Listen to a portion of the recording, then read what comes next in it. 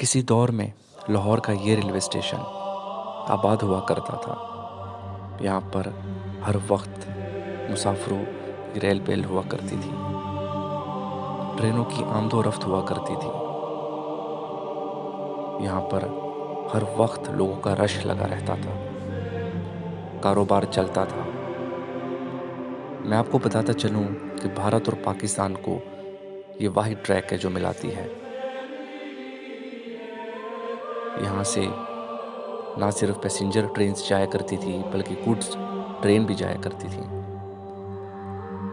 पाक भारत के माबैन चलने वाली समझौता एक्सप्रेस इसी ट्रैक से गुजरा करती थी। फिर हालात ने कुछ यूं पलटा खाया कि ये रेलवे स्टेशन हमेशा के लिए वीरान हो गया।